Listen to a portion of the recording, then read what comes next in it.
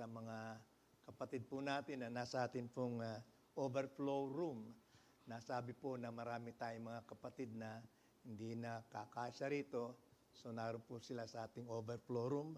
At pagbati pa rin po sa inyo ng mga nanonood pa hanggang ngayon sa online po natin. And I would like to invite you na pasimulan na po ninyo ang pagtungo at pagsama sa pagsamba po natin dito sa loob ng ating pong bahay, sambahan. Well, we have ended our topic,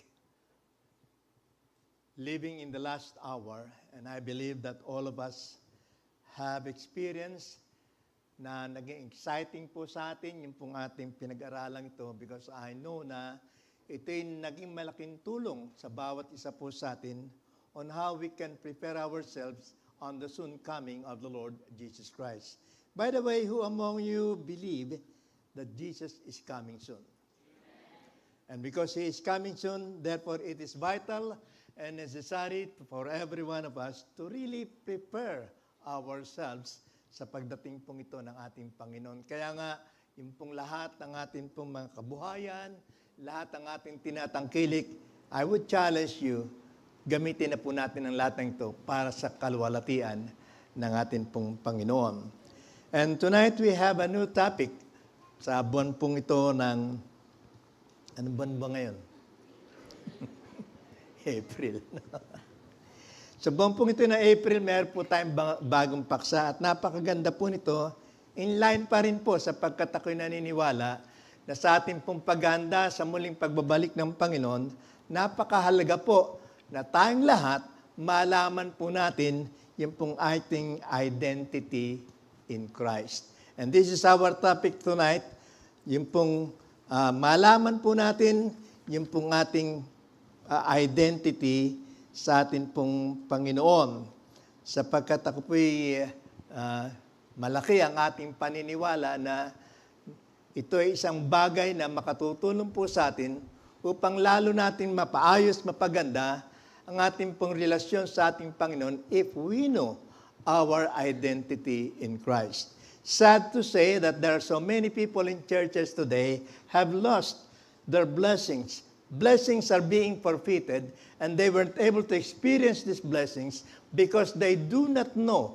And sad to say, most people in churches today do not know who and what they are in Christ Jesus.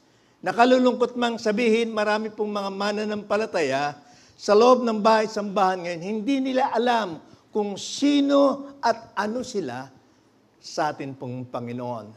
Kaya nga, this topic will help each one of us so that we can surely know who we are and what we are in Christ Jesus. Sa pag-aaral po natin paksang ito, our identity in Christ. Tayo po'y manalangin muna. Panginoon, kami po'y nagpupuri, nagpapasalamat sa iyo sa gabing ito, sapagkat naniniwala po kami na you have something for us tonight. We won't be going empty-handed ngayong gabi because we believe that these blessings will no longer be forfeited because after our service tonight, we are pretty sure of our identity in Christ Jesus. Salamat po, Panginoon. Samahan po niyo kami sa gabing ito sa aming pong gagawing pag-aaral ng iyong mga salita. Ito ang aking dalangin sa pangalan po ni Jesus. Amen. Amen. Ako'y naniniwala po na tayong lahat ay very familiar sa salita na ID. Yun po yung short word ng salitang identification. Kaya nga, sa mga marami pong mga senior citizen na katulad ko, pagka tayo kumakain sa restaurant at sinasabi nating senior citizen ako, hindi kaagad sila naniniwala. O ayaw yata ng mga senior citizen na gano'n ang kanilang pakiramdam eh. Hihingi nila ang inyong ID to make sure na kayo nga ay mga senior citizen. The same thing with our Christian life, we should know And we should be very sure of our identity in Christ Jesus. Kaya nga, ito pong sinasabi rito sa ating pong pag-aaral ngayong gabi ay makikita po natin na our identity in Christ is rooted when we recognize our worth and our purpose as child of God. Sapagkat ito po ang ating unang pag-aaralan ngayon, being sa ating pong pag-aaral ng knowing our identity in Christ, ang unang papaksahin po natin dito ay yung salitang, I am a child of God. Sabihin nga po ninyo. Okay. Sinabi natin, I am a child of God. Why? Bakit? Bakit sinasabi natin ako'y anak ng Diyos? Bakit sinasabi natin ako'y mahal ng Diyos? Napakahalaga po maibigay natin ng kapaliwanagan kung bakit natin sinasabing ako ay anak ng Diyos. Maring sabihin pa na ibang tao, bakit kayo lamang ba ang anak ng Diyos? Hindi ba kami, anak din kami ng Diyos? And this is the common philosophy na alam ng mga tao. All people are children of God. But that's not what the Bible is telling us tonight. Not all people are children of God. All people are created by God. But not all people are children of God. Yun po ang ating tatandaan at ito'y mapag-aaralan po natin ngayong gabi sapagkat napakahalaga po na ating matutunan kung gaano kakahalaga. You need and every one of us need to know our worth. Kung gaano tayo kahalaga, tandaan po niyo ang katotohanan ito. Bawat isang narito, anuman ang estado mo sa buhay, mahalaga ka sa Panginoon. Because we are considered as God's crown of creation. Lahat ng mga bagay dito sa mundo, nilikha ng Diyos sa pamamagitan lamang ng mga salita. Nang sabihin niyang, let there be light, lahat, nakita po natin, they existed because of the Word of God. But when God created man, hindi niya sinabing magkaroon ng tao, kundi ang tao ay kanyang nililok sa kanyang makamay, sa mga putik na kanyang inanyuan, at pagkatapos pa hiningahan niya ng hininga ng buhay, at ang tao ay naging kaluluwang may buhay. This made us very special, sapagkat tayo po'y putong korona ng lahat ng nalikha ng atin pong Panginoon. And therefore, being the crown of God's creation, it is vital and needed for us to know our identity in Christ Jesus. Now, let's look, tinan po natin sinabi rito ni Apostol Pablo, and this is what nakikita ko pong na mahalaga na makita po natin. Dito po sa ating unang titingnan dito, sa unang point po natin, God's children are those who received Christ. Tingnan po natin.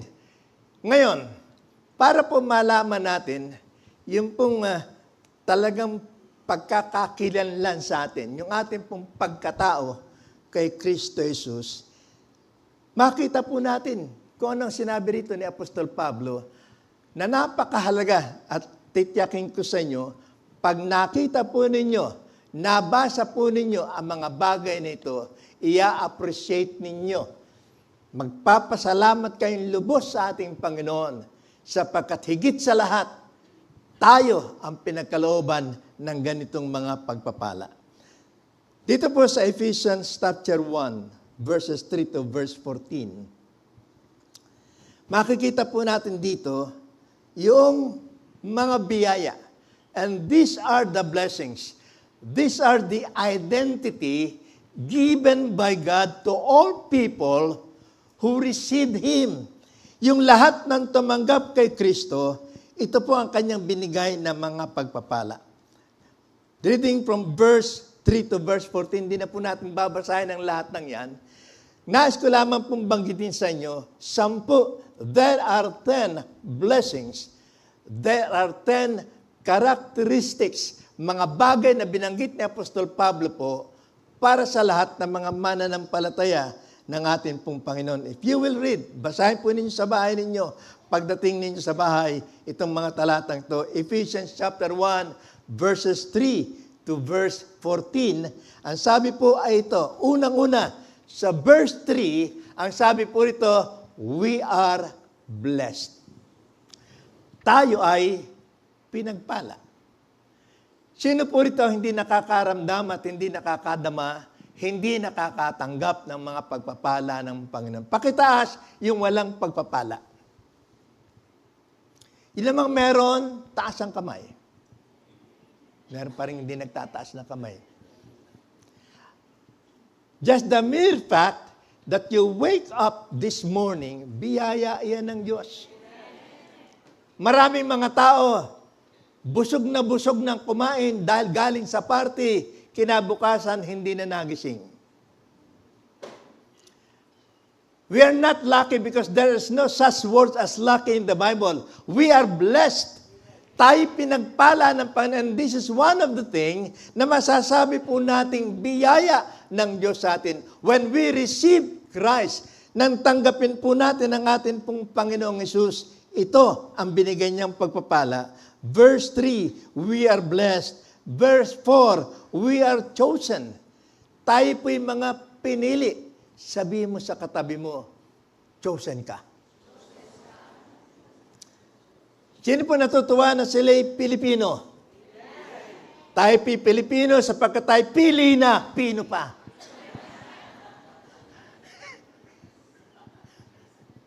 Hindi katulad ng mga ibang nasyon. Talagang tayo po'y Pilipinong-Pilipino. Kaya we are chosen. Just imagine po sa milyong-milyong tao na nandito sa mundo, pinili kayo, pinili ako ng Diyos. So kapag ka po nakikita nyo, itong biyayang ito, masasabi nyo, napakapalad ko pala. Sapagkat sa napakaraming mga tao na nasa sanglibutan ngayon, hindi lamang ko pinagpala, pinili pa ako ng aking Panginoon. Binibiro yun sa itsura natin ito, pinili tayo ng Panginoon. Tinan mo katabi mo, tinan mo itsura niya, pinili yan ng Diyos. Amen. Kahit na anong tingin mo sa kanyang gabi, pinili yan ng Diyos. Mahal yan ng Diyos, may halaga yan sa atin pong Panginoon. May purpose ang buhay na yan para sa atin pong Panginoon. And not only we are chosen, but we are predestined. Tayo itinalaga na. We are predestined to be in heaven. For as long as we walk right with God, habang iniingatan po natin yung salvation na tinanggap natin sa Panginoon, tayo nakatalaga na, itinakda na ng Panginoon sa kanyang mga pinili, sa kanyang mga pinagpala, ang buhay na walang hanggan. We are adopted. Verse 5, we are adopted. Verse 6, we are accepted. If there is one thing that is hard to accept, yung pong madama mo na rejected ka. There are some children, may mga bata po ngayon na mukhang nagkakaroon po sila ng rebellious spirit once they felt na seemingly they are rejected sa bahay nila. Sapagkat tinapos niya ang grade 1 ng 4 na taon.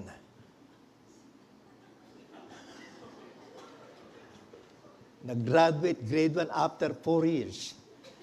Kaya nga dahil sa kahinaan ng ulo, parang ayaw siyang pansinin sa bahay. And this child, they felt rejected. Napakahirap po na madama mo na ikaw ay hindi tanggap. Kaya nga meron po tayong tinatawag ng mga young people ngayon, mga social climber. Alam niyo mga social climber? Yun po yung mga kabataan na dahilan sa kanilang kawawang kalagayan, gumagawa ng paraan para ma-in sila, makapasok sila sa grupo ng kanyang mga kaibigan. Kaya nga kahit hindi niya kaya, kinakaya niya para siya mapabilang lamang para wag siyang tinatanggihan. But praise the Lord, we are not only blessed, we are not only chosen, we are not only predestined, but we are accepted by God. Ganon ka kahalaga sa Panginoon bilang anak ng Diyos. Not only accepted, but we are redeemed. Amen. Naalala ko yung kwento po ng isang bata. Siya po'y adopted. Nabanggit ko kasi yung salitang adopted. Adopted po siya sa bahay. Ngayon tuwing sila maglalaro magkakapatid, lagi siyang tinuktukso. Ang sabi ng kanyang dalawang kapatid, adopted ka lang, ampun ka lang dito, hindi ka talagang tunay na anak ng ating tatay at nanay.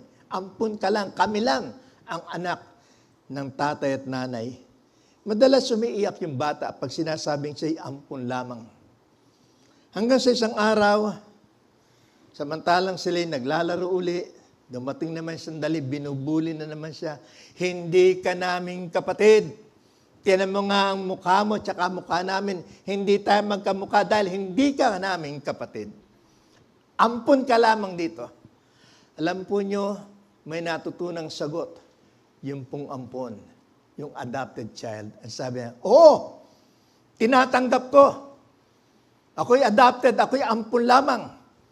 Pero gusto ko paalaala sa inyo, nang sinanay ay magpunta sa bahay ampunan, ang daming mga bata roon. Pero sa dami ng mga bata, ako ang kanyang pinili. Kayo, walang magagawa si nanay kundi tanggapin kayo. Pero ako, pinili ako ni nanay. Ganon ang kalagayan natin. Pinili tayo ng ating pong Panginoon. We are accepted. We are redeemed. Tinubos tayo. Verse 8 and verse 9, we are enlightened.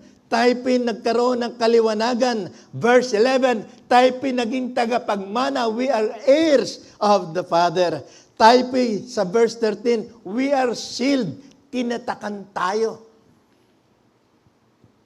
Alam po ninyo, yung pong mga Carabao, mga cows, pag yan po'y nagsasama-sama at binili ng isang may-ari, ang gagawin po niya sa kanyang mga baka, nilalagyan ng, ang tawag doon, ineherohan.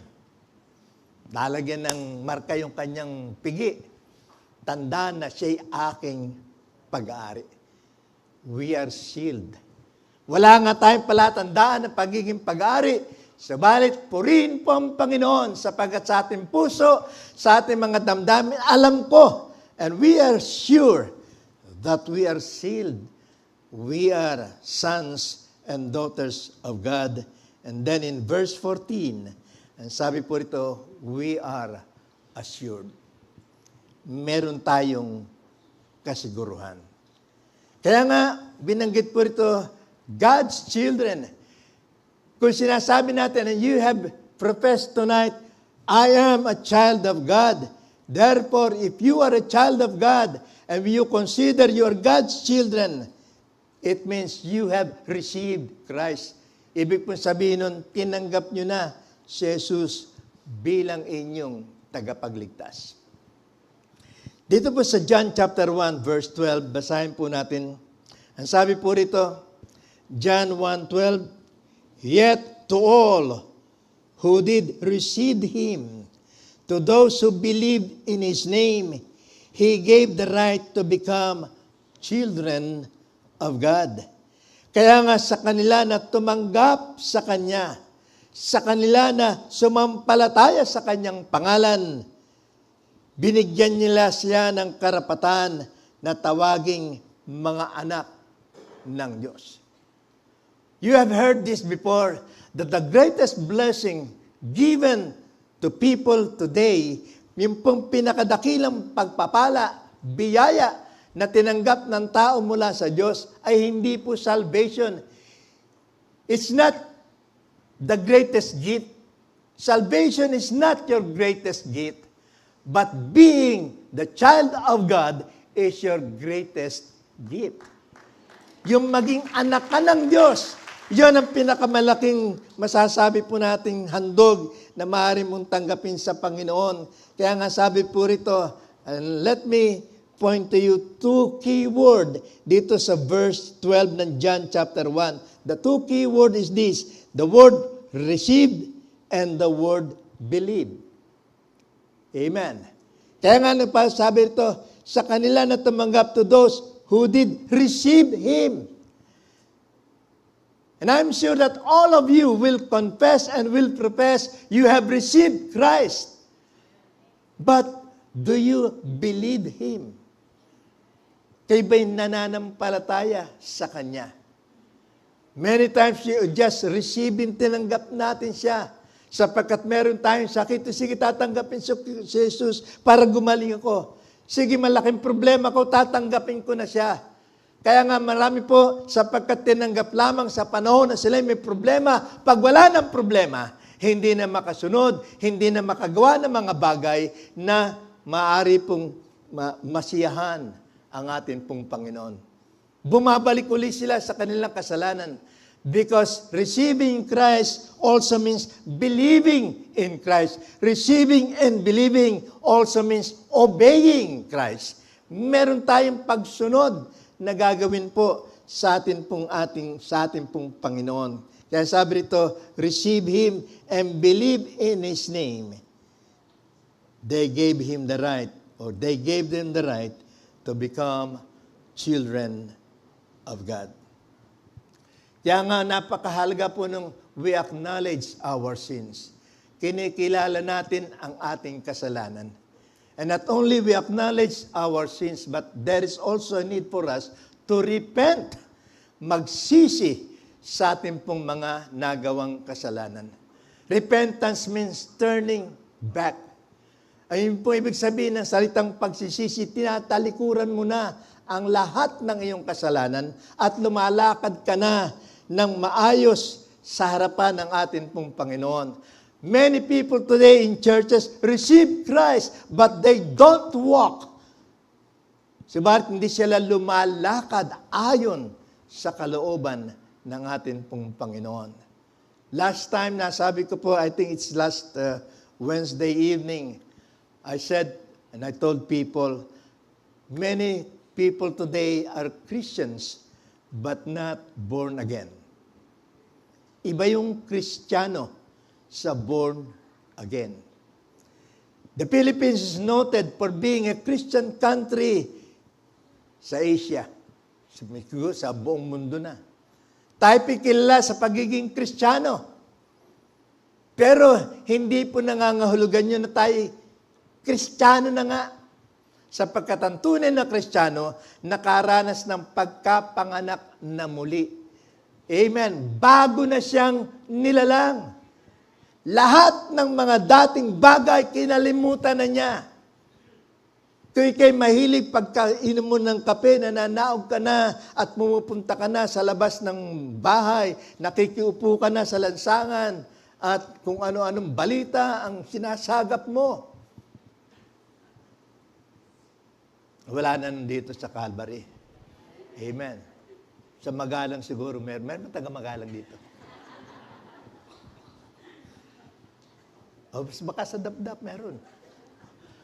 Wala na po sa atin yun, sapagkat binago na tayo ng ating pong Panginoon. Amen po ba? Amen. Kaya nga sabi po naman dito sa Romans chapter 10, verse 9, all of these verses speaks of being a child of God, children of God. Romans 10:9, if you declare with your mouth, Jesus is Lord, and believe in your heart that God raised Him from the dead, you will be saved. Kaya nga yung pong kaligtasan, nasa pagdideklara.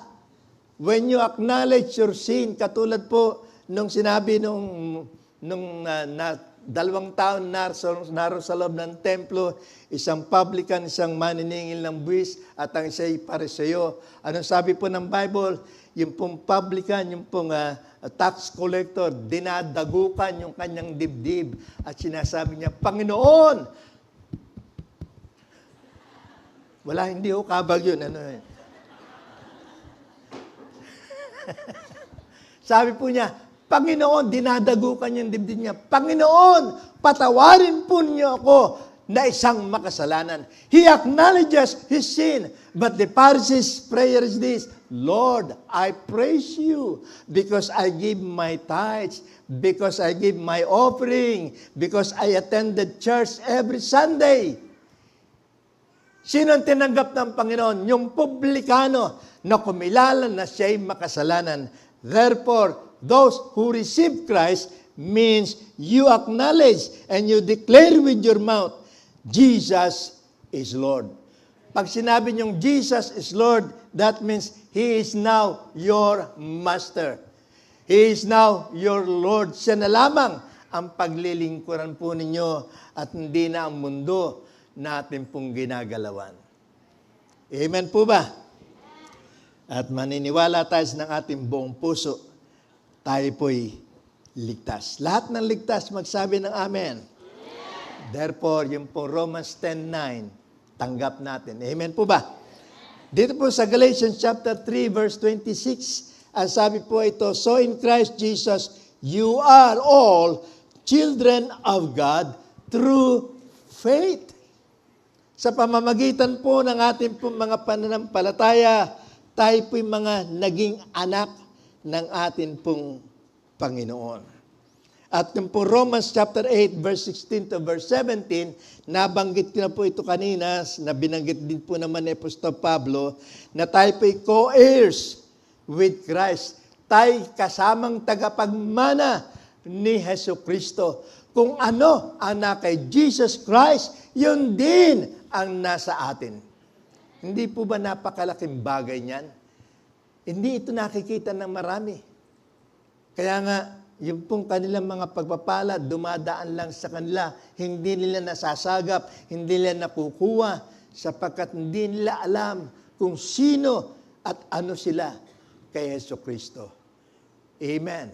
Kaya nga sabi natin, in Christ I am assured, in Christ I am adopted, in Christ I am blessed. At pag lagi po natin kino-confess, yung mga bagay na yan, makikita po ninyo lalong aayos, lalong gaganda ang inyong mga buhay, sapagkat you have established your identity in Christ. Pangalawa po, sabi rito, not only that we are God's children because we receive Christ, kundi sabi po rito, God's children are righteous because of Jesus. Amen. Ang mga anak ng Diyos ay mga matuwid dahil kay Kristo. There are 3 big words sa Bible na hindi madaling tinatanggap ng tao. God said, be ye holy, for I am holy. Be ye perfect, for I am perfect. Be righteous, for I am righteous. Ang sabi ng iba, mahirap yon. Hindi ako pwedeng maging perfect. Hindi ako pwedeng maging righteous. Hindi ako pwedeng maging banal. Pag ganun po ang takbo ng ating isipan, we are rejecting that we are perfect, we are holy, and we are righteous. Pag tinatanggihan natin ang katotohanan yan, you will never establish your identity in Christ and you will be having hard time to accept the fact that you are a child of God. Hindi mo masasabing, anak ako ng Diyos. Bakit? Kasi hindi ko magagawa maging banal eh. Now, nang sabihin ng Panginoon, be perfect, be holy, be righteous in us. Sa ganang atin, wala talaga tayo nito. Amen. Pero, anong ginawa ng Diyos? Sapagkat mahal niya tayo, sapagkat pinili niya tayo, ginawa po niya na yung kanyang kasakdalan, yung kanyang pagiging matuwid, yung kanyang pagiging banal, ibinigay sa atin. The righteousness of Christ is now imputed to us. Ibinigay sa atin nang tanggapin mo si Kristo bilang iyong tagapagligtas. Sinabihan ka, itinakda ka ng mula ngayon. Huwag mo nang tatawagin ang iyong sariling makasalanan, kundi kay matuwid sapagkat ginawa kitang matuwid sa aking paningin. Amen. Kaya nga, huwag niyong laging iisipin, ako, mahirap talagang mamuhay na Kristiyano kasi mahirap maging banal. Mahirap pag sa sarili mo lang. Pero magagawa mo sapagkat ibinigay yan ng Diyos sa iyo. Amen. Kaya nga yung pong napag-aralan natin ng mga nakakaraan, yung salitang perfect.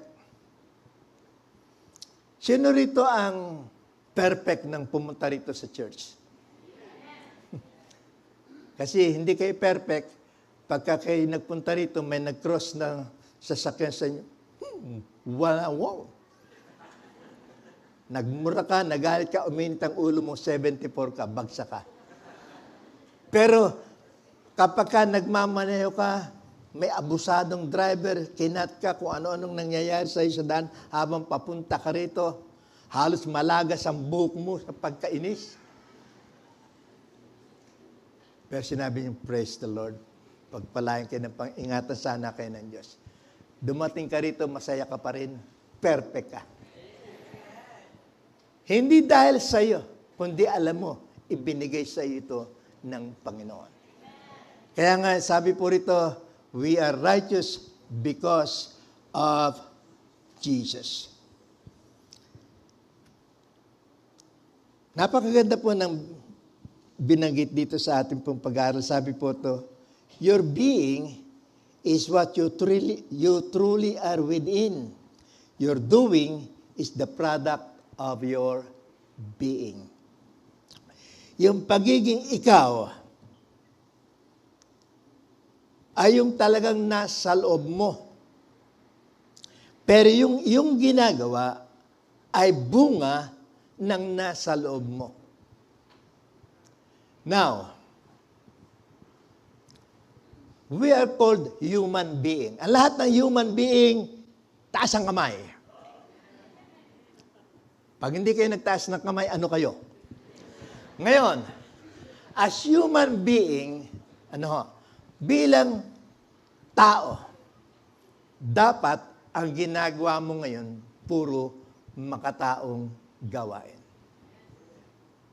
Amen. Kapag ka ginagawa mo ng asawa mong babae, binubugbog mo, sinasaktan mo, inaalipusta mo, you're not a human being, you're a beast. Sapagkat hindi ganon ang gawa ng isang human being. Kaya nga, ang sabi rito, yung pagiging ikaw ay nasa loob yan. At yung iyong gagawin, yung ginawa mo, yun ang produkto mo ng kung sino ka. Out of the abundance of the heart, the mouth speaks. Mula sa kasaganaan ng iyong puso, ang iyong dila, ang iyong labi ay magsasabi. Kaya nga kapag ka ang puso mo punong-puno ng kapuotan, siguradong ang lalabas sa iyo mga salitang punong-puno ng kapaitan at ng kapuotan, sapagkat yun ang nasa loob mo. Kaya nga po, nasa loob po natin katuwiran na galing sa Diyos. Natural ang lalabas sa atin, puro gawang tama, puro gawang matuwid. Amen po ba? Kaya nga ito po'y binabanggit dito sa Romans chapter 3, verse 22. Ang sabi po rito, this righteousness is given through faith in Jesus Christ to all who reject. Believe ba nakalagay? Believe. Kaya nga ang katuwirang ito ay ibinigay sa pamamagitan ng pananampalataya kay Jesus sa lahat ng mga naniwala. Kaya nga, sabi mo sa sarili mo ngayon, I am righteous. Hindi ka nagmamayabang noon. Sapagkat ibinigay yan sa iyo ng ating Panginoon. Amen. Kaya nga po, anong kalagayan natin ngayon? Today, we are saved. We are justified. and soon we will be glorified. Ligtas ka ngayon. Hindi ka lamang ligtas, kundi inaring ganap ka pa. Idiniklara ng Panginoon, nang sabihin ng Panginoon, naganap na. Doon sa krus ng Kalbaryo, sabihin niyang, it is finished. That means everything is being done para sa atin. Tinubos na niya tayo sa ating mga kasalanan at dahil doon, tumingin tayo doon sa sandali na tayo po'y luluwalatiin ng Panginoon pagsalubong natin sa Kanya doon sa langit. Amen. Kaya nga, napakasarap po na malaman natin dadating ng Panginoon and we will be meeting Him in the air. Sasalubong tayo. Tayong aakyat. Ang unang mabubuhay, yung mga nangamatay. Sinong gustong umunang sumalubong sa Panginoon? Masabi ko, mga patay muna, ayaw na. Yun po sabi ng Bible, the dead in Christ will rise first and meet Jesus in the air, and we who are living, at tayo nabubuhay pa, ang susunod. Kaya kung gusto niyong maunang sumalubong kay Jesus, mamatay ka muna. Pero hindi natin gagawin yun sapagkat alam ko po na mamatay man tayo o mabuhay tayo, sasalubong tayo kay Jesus sapagkat pinagandaan natin ito. Amen po ba? And because we can now boldly declare that I am a child of God and this is my identity. Ito ang pagkakakilanlan mo sa akin. Sapagkat pagdating po rin sa langit, pagsalubong natin kay Jesus Christ, sasabihin niya, asan ang ID mo? Ano ipapakita niyong ID? Anak ako ng Diyos. Buhay na maayos, buhay na maganda. Philippians chapter 3 verse 9. Ang sabi po rito, not having a righteousness of my own. Ito sabi ni Apostol Pablo, that comes from the law, but that which is through faith in Christ, the righteousness that comes from God on the basis of faith. Kaya nga pong ating katwirang ito, hindi talaga sa atin, kundi binigay na sa atin ng Panginoon dahil sa ating pananampalataya sa Kanya. Ang sabi po rito sa ating, sa 2 Corinthians chapter 5, verse 21, God made Him who had no sin to be sin for us, so that in Him we might become the righteousness of God. Ginawa ng Diyos na walang kasya, na walang kasalanan, ay maging kasalanan para sa atin. And this is the reason when God looked at His Son Jesus Christ na nakapako sa krus. Hindi po matingnan ng God the Father ang God the Son na nakapako sa krus. Because He did not see His Son Jesus, but He saw the sins of the world nailed on the cross. Ang nakita po niya yung kasalanan ng tao na napako doon sa krus. Kaya nga tumalikod ang Diyos Ama. And this time, sa pagkakataong yun, sumigaw ang anak ng Diyos. Ang sabi niya, my God, why hast thou forsaken me? Hindi matingnan ng Ama ang kanyang anak na nakapako sa krus sapagkat nakikita niya, hindi na kanyang anak, kundi kasalanan natin. Si Jesus ay naging kasalanan para sa atin upang sa pamamagitan po ng ating pananampalataya, tayo naman ay maging anak ng Diyos. The Son of God became the Son of man. The Son of God become the Son of man so that the Son of man might become the sons of God. Yun po ang katotohanan na tinuturo po ng salita po ng ating pong Panginoon. Sabi rito, the cross, Jesus' righteousness was imputed upon us and our sins on Him. Napako ang Panginoon para sa atin. Amen po ba? Sabi ko nga, nabanggit ko nung minsan at narito po yung katriyo ng aking may bahay nung araw. may trio po sila eh. Kami naman ni Brother Fred noon, alalay lang kami. Sumasama lang kami sa kanila. And they have a song na ang isang line ng song, ang sabi ay ito, when He was on the cross, I was on His mind. Nang si Jesus ay naroon sa krus ng Kalbaryo, ako ang nasa kanyang isipan. Hindi ang sino man, kundi ikaw, ako, na mga makasalanan. Kaya nga't ito po ay, tandaan po natin, katotohanan ito. God's children are righteous because of Jesus. Sinabi po rin po rito sa ating aralin, God's children, ang mga anak ng Diyos, they are not just righteous because of Jesus, but they are led by the Holy Spirit. Sila'y pinapatnubayan ng Espiritu ng atin pong Panginoon. Romans chapter 8, verse 14. For those who are led by the Spirit of God are the children of God. Ulitin ko po, sapagkat sila na pinapatnubayan ng Espiritu ng Diyos, sila nga ang mga anak ng Diyos. Have you ever experienced the leading of the Holy Spirit? Sapagkat kung atin pong titingnan, there are certain major ministries or works ang Holy Spirit.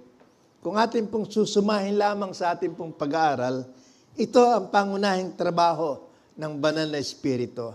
Kasi sinabi ng Panginoon habang kausap niya ang kanyang mga alagad, sabi niya, and when He is come, referring to the Holy Spirit, when He is come, when the Spirit of the Lord comes, He will teach you, He will guide you, He will lead you into all truth. Yun ang trabaho ng banal na Espiritu. Kaya nga, kung ang isang Kristiyano pinapatnubayan ng banal na Espiritu, may katiyakan siya ng isang may kaayusang antas at uri po ng pamumuhay. Sapagkat sabi po rito sa ating pong binasa, those who are led by the Spirit of God. Maganda yung binigyan po, Spirit of God. Sapagkat marami po mga tao ngayon, pinapatnubayan din ng Espiritu. Kaya lang, kilalanan natin anong uri ng Espiritu. Kapag ka nakakakita kayo ng taong lumalakad sa daan, susuray-suray, sumisigaw, nadadapa, bumabangon, suray-suray na naman, minumurang asawa, minumurang anak, anong espiritu meron siya? Anong pumamatnubay sa kanya? Espiritu ng alak.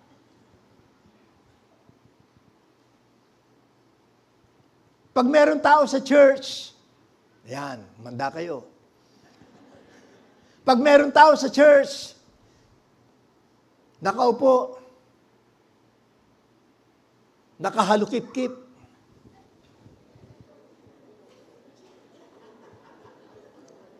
maya-maya, lungay-ngay na. Anong espiritu yun? Espiritu ng tulog. Kaya nga, maraming espiritu dito sa mundo na pwedeng umakay sa tao.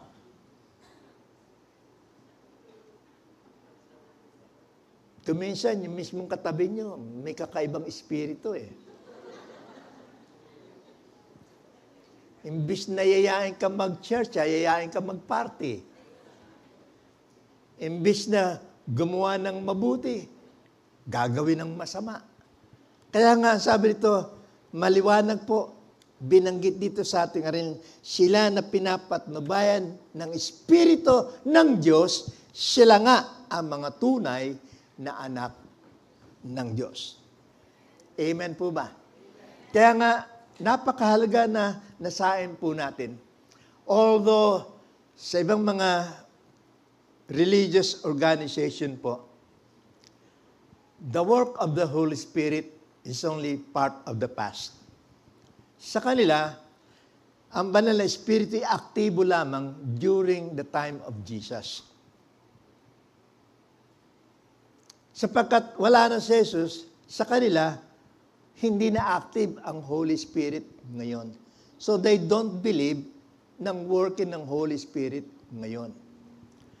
But praise the Lord, dahil chosen tayo, pinili tayo, alam natin ng banal na Espiritu ng Diyos, kumikilos pa rin hanggang ngayon. Nagbibigay sa atin ng conviction pag meron tayong maling ginagawa. Meron tayong nararamdaman na nagsasabi sa atin mga kalooban, mali yan. Mali ang sinabi mo. Humingi ka ng tawad. Espiritu ng Diyos yan. And the Holy Spirit, when it comes to you, it will empower you. Tayo bibigyan at lalakipan ng kapangyarihan ng Espiritu ng Panginoon ang ating mga buhay, and therefore being empowered by the Holy Spirit, you will be great witnesses of the gospel of Jesus Christ. Maging mabubuti kayo at mga mabibisang mga tagapagpatotoo ng kabutihan ng Panginoon sa ibang mga tao. We want our family to be saved. Sino po rito may member pa ng family na hindi pa tumatanggap sa Panginoon? Marami pa rin. Kung nais natin na ang ating mga kasambahay, makita natin nakakasama natin sa gawain ng Panginoon, ipakita nyo na kayo'y pinapatnubayan ng Espiritu ng Panginoon. Kung kayo na alam nilang nag-church, kung kayo na alam nilang Kristiyano, pag umuwi ng bahay, naubusan na ng ulam, nagkukonsumisyon na, nagmumura na, humahagis na mga pinggan. Aba, sasabihin, anong espiritu meron ito? Galing pa naman sa Calvary Temple.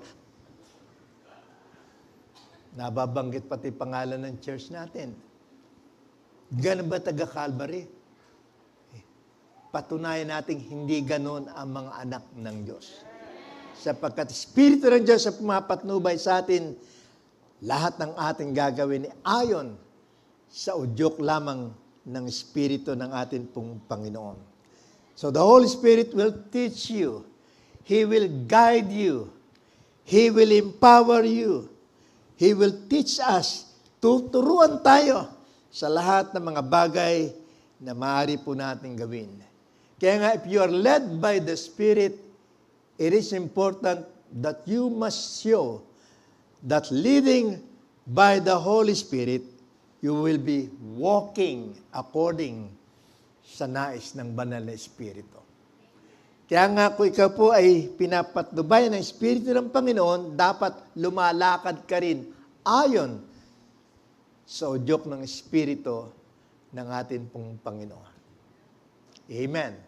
Kaya nga siguro ang ilan sa inyo kinakausap na ng banal na Espiritu at sinasabi sa inyo, pag-uwi mo ng bahay, sabihan mo yung kasambahay mo ng pag-ibig ng Panginoon.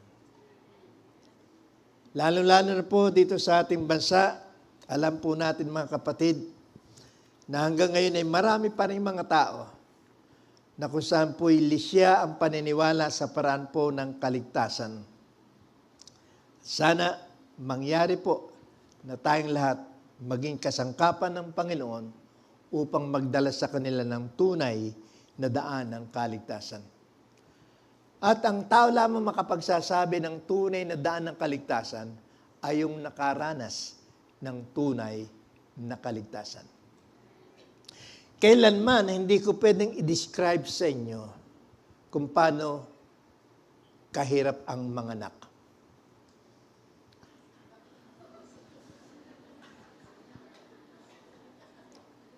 Sang-ayon ba kayo sa akin dun? Hindi ko pwede siya, ang daling manganak. Pumapaswit na, boom! Sinungaling ako pag sinasabi ko sapagkat ako'y wala sa kapasidad na ipaliwanag sa inyo kung gaano kahirap ang manganak. Pero tanungin nyo, yung maraming anak.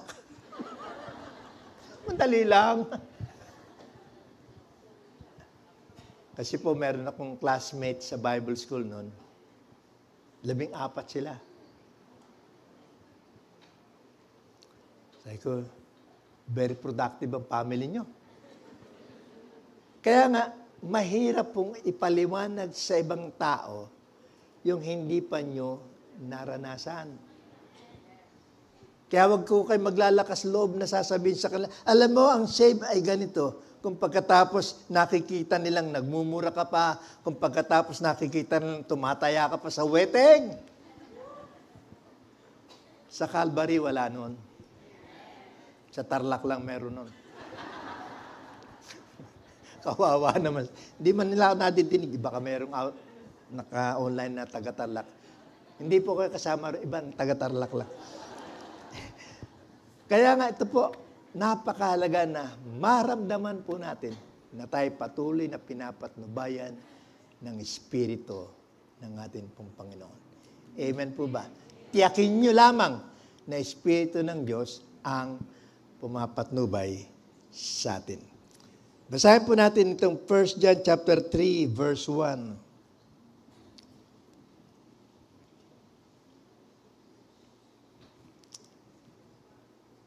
See how very much our Father loves us. For He calls us His children, and that is what we are. Amen.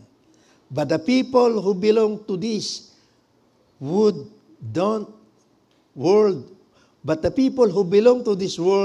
don't recognize that we are God's children because they don't know Him. Kita nyo, yung mga tao sa mundo, hindi nila malalaman na tayo mga anak ng Diyos. Bakit? Hindi nila kilala ang Diyos na ating sinasamba.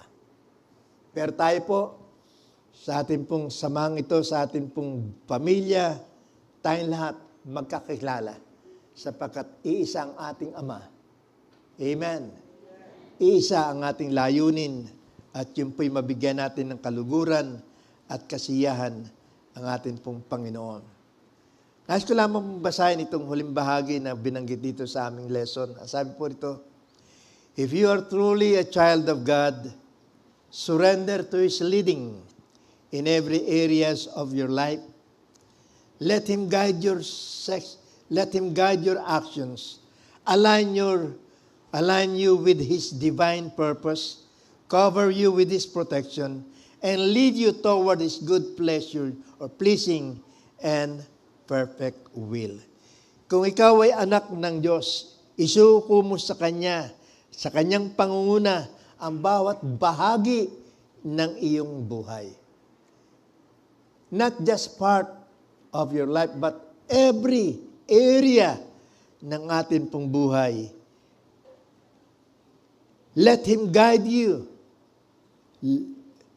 Hayaan natin tayo Kanyang patnubayan yung ating mga kilos, maging kaayon sa Kanyang makalangit na layunin at matakpan tayo ng Kanyang pag-iingat at tayo